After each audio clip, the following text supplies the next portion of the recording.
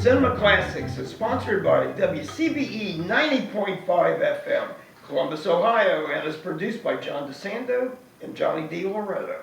Listen to shows online at WCBE.org. I'm John DeSando. And I'm Wayne Miller, filling in for Johnny D. Loretto. Yeah, it's a tough job. It is. Okay. Yeah, big shoes to fill. Oh, yeah, can't wait for him to come back. But anyway, maybe I should give him a call on my black phone.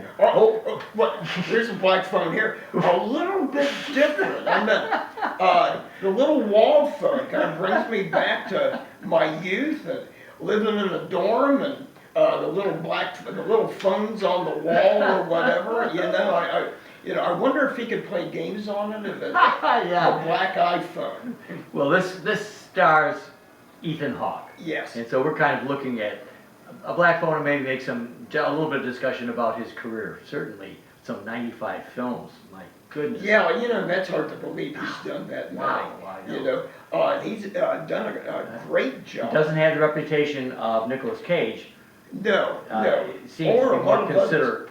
Yeah, and takes on some serious roles, and I think in this, the latest one, The Black Phone, kind of a bit of a light supernatural. There's supernatural elements in it with his past victims, and he plays this guy that is a serial killer and kills little boys. And what was interesting, John, I was reading a review on Vanity Fair that they had with Joe Hill. And Joe Hill is Stephen King's son. Yes. And tried to get, he was saying he tried to get several novels published, didn't work out. And so he wrote this short story. And he says the one change they made in this short story, The Black Phone, was that instead of a magician, as Ethan Hawke's character says he is in the movie, it was a fat clown. Mm-hmm. And he decided, and he agreed with the producers, a clown be maybe smelling a little bit too much like his dad's It. Yes. And also that if they were trying to make like a movie based on the killer clown of Gary, Indiana, John Wayne Gacy. Sure, yeah. Why is it that serial killers have the middle name Wayne? Where's the middle name Wayne? It's always disturbed me. Well, you're right, and this is so interesting because my first thought was it, because that's also like an entertainer. Yes. You know what I mean? Yes, and I thought that there was some kind of a meta discussion going on here about the seductions of media and social media and so on, and well represented by the black truck. Yes, the black truck with abracadabra printed on the side and everything. And, but then, and he does a good job because we've seen in so many movies, and particularly remind me of the Scream movies or the Saw movies, that the serial killer is wearing a mask. Yes. And these masks are really rather horrific. But Hawke does an excellent job of a guy who seems kind of mealy-mouthed or whatever, when he's talking to the kid. But then you could see the pure evil drip out off of him.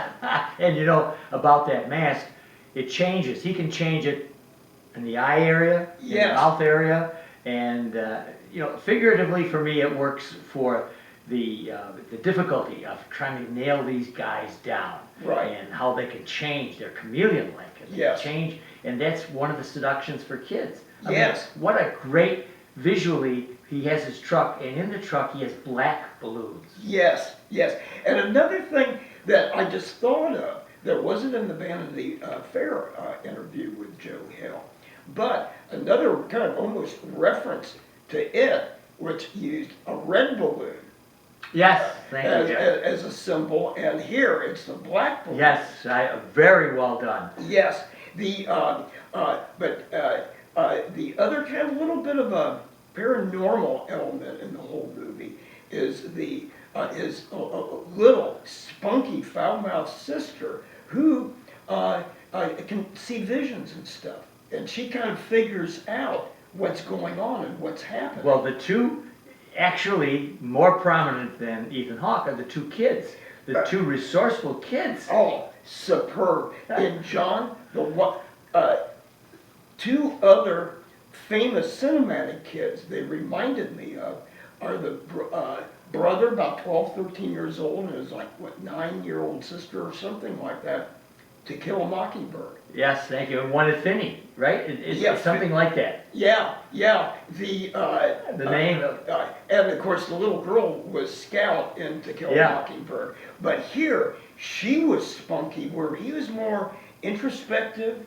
Kind of a bit meek. A dweeb. Dweeb. Yeah, and whereas the sister is just a little character, element. And I really, really like that. And I think of anything, like if Joe Hill picks up anything from his dad, is the wise use of children, like little Danny in The Shining, or the spunky kids in It. And I was thinking, when I think about Finney, he's played by Mason Thames, I guess, and Madeline McGraw plays the potty mouth Gwen.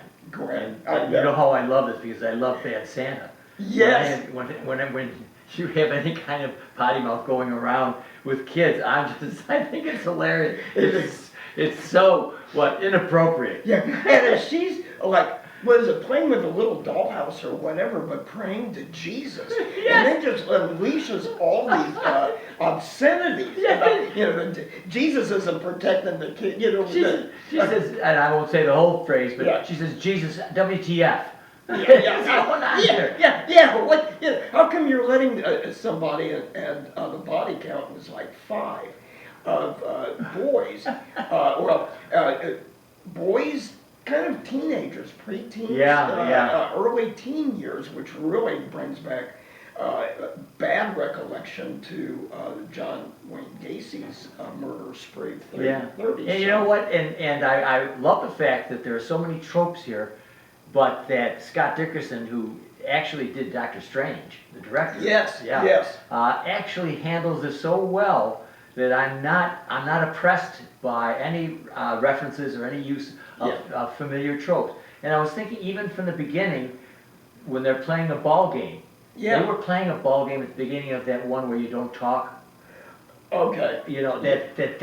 That is the All-American ball game, and the minute you're going to see that, this is not going to be good. Yeah, this is not going to be Sweetheart America. Yeah, it isn't. And another one that the director did, and I believe Ethan Hawke was in it, called Sinister. Oh my! And I haven't, something tickles my memory about that, but I really now want to go see if I can find it somewhere, because it's also supposed to be pretty good.